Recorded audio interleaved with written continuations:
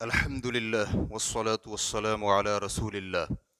حج بدل متعلقہ شخص کے نام کو ذکر کرنے سے مشروط نہیں ہے۔ سوال کیا گیا ہے، میں اگر اپنے کسی رشتہ دار کی جانب سے عمرہ کرنے لگوں تو کیا یہ شرط ہے کہ میں یہ کہوں میں فلاں کی طرف سے حاضر ہوں؟ الجواب بعون اللہ سبحانہ وتعالی۔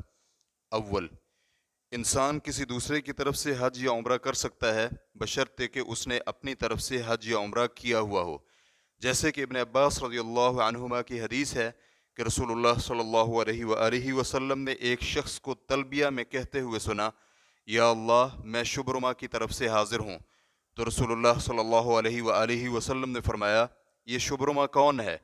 اس نے کہا میرا رشتہ دار ہے۔ تو آپ علیہ الصلاۃ والسلام نے پوچھا، کیا تم نے خود کبھی حج کیا ہے؟ اس نے کہا نہیں۔ پھر آپ نے فرمایا، اس حج کو اپنی طرف سے کرو، پھر شبرمہ کی جانب سے حج کرو۔ ریفرنس کے لیے دیکھیے ابو داؤد حدیث نمبر 1811، ابن ماجہ حدیث نمبر 2903، اور یہ الفاظ ابن ماجہ کے ہیں۔ نیز اس حدیث کو علامہ البانی رحمہ اللہ نے ارواء الغلیل جلد نمبر 4 صفحہ نمبر 171 میں صحیح قرار دیا ہے۔ دوم، کسی کی طرف سے حج یا عمرہ کرتے ہوئے یہ شرط نہیں لگائی جاتی کہ جس کی طرف سے آپ حج یا عمرہ کر رہے ہیں اس کا نام لیں یا زبان سے اس کا ذکر کریں، صرف نیت کرنا کافی ہے اور نیت کی جگہ دل ہوتی ہے۔ تاہم افضل یہی ہے کہ تلبیہ کا آغاز کرتے ہوئے کہہ دے، یا اللہ میں فلاں کی طرف سے حاضر ہوں، جیسے کہ ابن عباس رضی اللہ عنہما کی گزشتہ حدیث میں یہ چیز واضح ہے۔ دائمی فتویٰ کمیٹی کی فتاویٰ میں ہے کہ کسی کی طرف سے حج کرتے ہوئے محض اس کی نیت کرنا کافی ہے، مذکورہ شخص کا نام لینا لازمی نہیں۔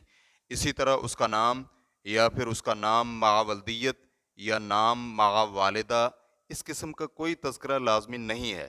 البتہ اگر کوئی احرام کے وقت یا تلبیہ کے دوران یا حج تمتع یا قران کی قربانی کرتے ہوئے اس کا نام لے لے تو یہ اچھا ہے، کیونکہ ابو داؤد اور ابن ماجہ نے روایت کیا ہے اور اس حدیث کو ابن حبان نے صحیح قرار دیا ہے کہ ابن عباس رضی اللہ عنہما کہتے ہیں، رسول اکرم صلی اللہ علیہ وآلہ وسلم نے ایک شخص کو تلبیہ میں کہتے ہوئے سنا، یا اللہ میں شبرمہ کی طرف سے حاضر ہوں، تو رسول اللہ صلی اللہ علیہ وآلہ وسلم نے فرمایا، یہ شبرمہ کون ہے؟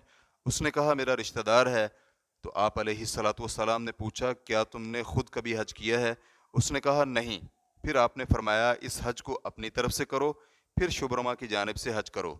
ریفرنس کے لیے دیکھیے دائمی فتویٰ کمیٹی جلد نمبر 11 صفحہ نمبر 82۔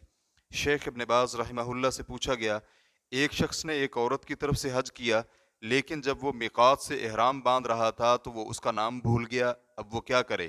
تو شیخ رحمہ اللہ کا جواب تھا، جب کوئی کسی عورت یا مرد کی طرف سے حج کرے اور اس کا نام بھول جائے تو اس کے لیے صرف نیت کرنا ہی کافی ہے، نام لینے کی ضرورت نہیں ہے۔ چنانچہ احرام باندھتے وقت جب اس نے یہ نیت کی کہ یہ حج اسے پیسے دینے والے کی طرف سے ہے یا جس کے بھی یہ پیسے ہیں اسی کی طرف سے یہ حج ہے، تو یہی کافی ہے۔ اس میں نیت کافی ہو جائے گی، کیونکہ اعمال کا دار و مدار نیتوں پر ہوتا ہے، جیسے کہ رسول اکرم صلی اللہ علیہ وآلہ وسلم سے یہ بات ثابت ہے۔